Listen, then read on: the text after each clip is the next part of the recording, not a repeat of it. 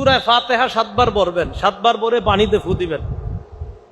রাত 3টা বাজে আপনার বিবি হঠাৎ অসুস্থ, আপনার বিবি সন্তান সম্ভবা এই মুহূর্তে রাত 3টায় কোনো হুজুরে পাবেন না, ওনারা ঘুমায়, ইমাম সাহেব মুয়াজ্জিন সাহেব ঘুমায়। আপনার বাচ্চাটা রাত 3টা 4টার দিকে কান্নাকাটি শুরু করছে, তখন কোনো ইমাম সাহেব খতিব সাহেবকে পাবেন না, তারা ঘুমাচ্ছে। শীতকালে তো পাবিনে না, কারণ শীতকালে ফজর হবে প্রায় এই 6টা বাজে গিয়ে। ওই মুহূর্তে আপনি ওখানে যাবেন না, যাওয়ার দরকারও নাই, কারণ তারা তখন ঘুমায়। বাস আপনি সূরা ফাতিহা 7 বার পড়েন, পানিতে ফু দেন, ইয়াকিন করেন সন্তানকে খাওয়ান, বিবিকে খাওয়ান। আল্লাহ তাআলার এই কোরআনের বদৌলতে রাসূলের হাদিস প্রমাণ করে ইয়াকিন থাকলে ওই রোগীকে আল্লাহ আরোগ্য দান করেন।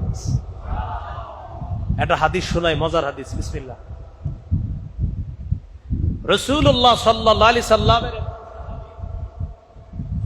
নবীজির একদল সাহাবী এক জায়গায় গেছে যুদ্ধে, জিহাদে। যাওয়ার পর তাদের খানা শেষ হয়ে গেছে, খানা শেষ হয়ে যাওয়ার পর এমন অবস্থা হয়েছে, মুসাফির মানুষ, খাবার নাই। পাশে খ্রিস্টান পল্লী আছে, তাদেরকে গিয়ে বললেন যে আমাদের একটু খাবার দাবারের ব্যবস্থা করা যাবে কিনা।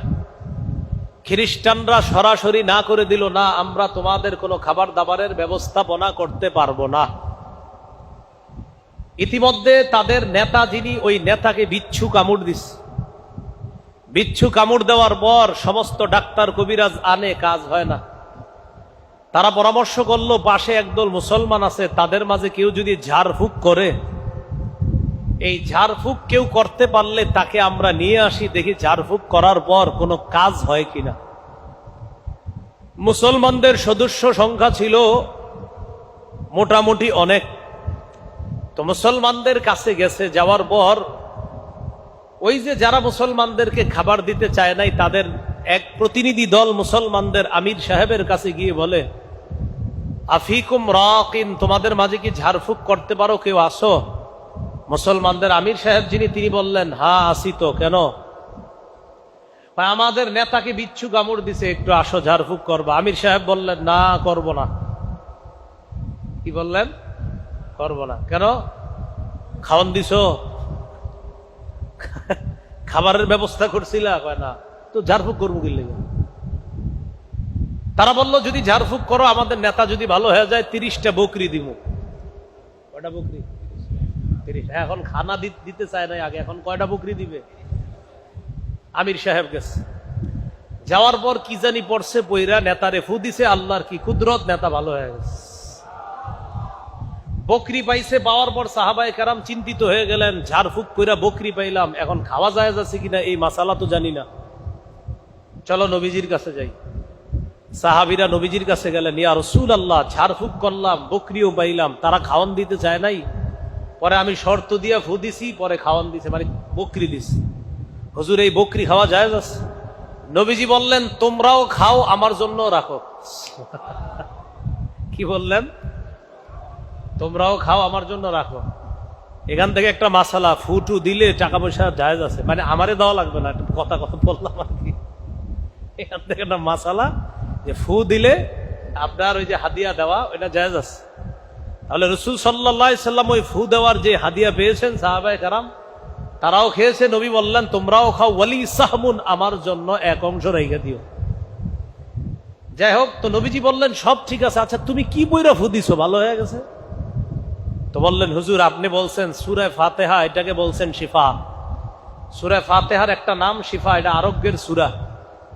এই সূরাটা হুজুর আমি 7 বার বইরা ফু দিছি, ভালো হয়ে গেছে। নবীজি বললেন, হ্যাঁ ঠিক কাজ করছো তুমি।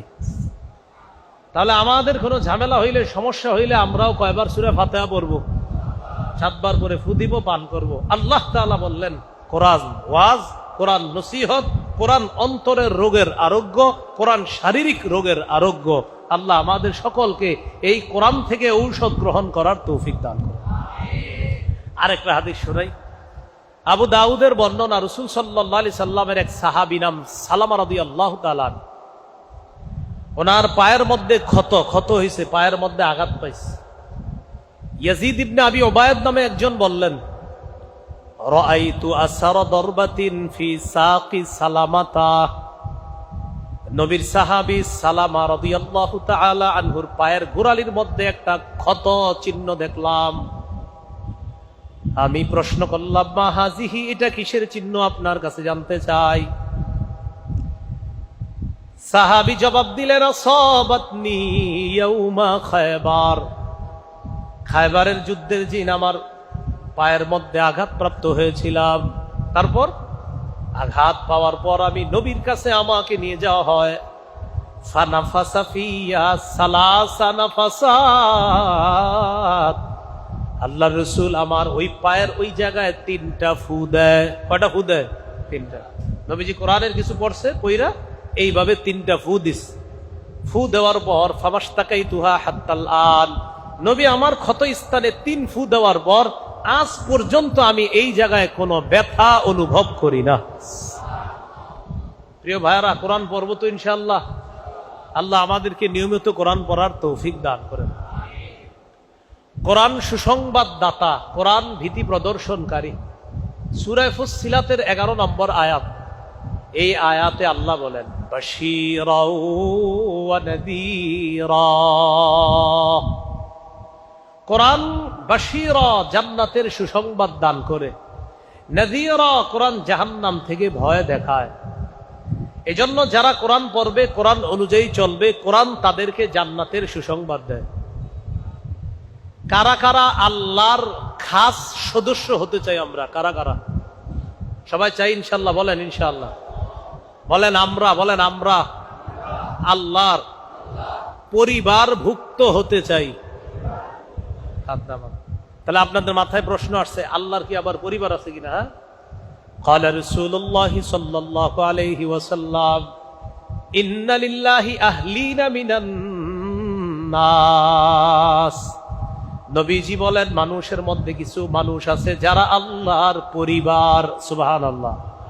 মানুষের মধ্যে কিছু মানুষ আছে যারা আল্লাহর পরিবার। সাহাবীরা বললেন, মানহুম ইয়া রাসূলুল্লাহ, তারা আবার কারা? নবীজি বললেন, হুম আহলুল্লাহ, আহলুল কুরআন, খাসাতুহু ওয়া আহলুহু। নবীজি বললেন, যারা কোরআন পড়ে তারা আল্লাহর বিশেষ পরিবারভুক্ত হয়ে যায়। কোরআন যারা নিয়মিত পড়বে তারা আল্লাহর বিশেষ পরিবারভুক্ত হয়ে যায়। হাফেজ সাহেব যারা আছে এই জায়গায়, আমরা আজকে হাফেজ হইলাম, তোমরা মরণ পর্যন্ত কোরআন একদিনও তেলাওয়াত করা ছেড়ে দিবা এমন যেন না হয়। যেদিন বিয়া করবা এদিনও কোরআন পড়বা। হ্যাঁ, বিয়ের টেনশনে কোরআন পড়ে না যে আমি আজকে তো আমার বিয়ে, কোরআন পড়বে না, বিষয়টা এমন না। ওই দিনও পড়তে হবে, যেদিন বিয়ে সেদিনও। মানে বিয়ে হোক, বিয়ে হবে, সমস্যা নেই, কিন্তু কোরআন পড়া আবশ্যক। সহিহ বুখারীর বর্ণনা, ক্বালা রাসূলুল্লাহ সাল্লাল্লাহু আলাইহি ওয়াসাল্লাম তাআহাদুল কুরআন।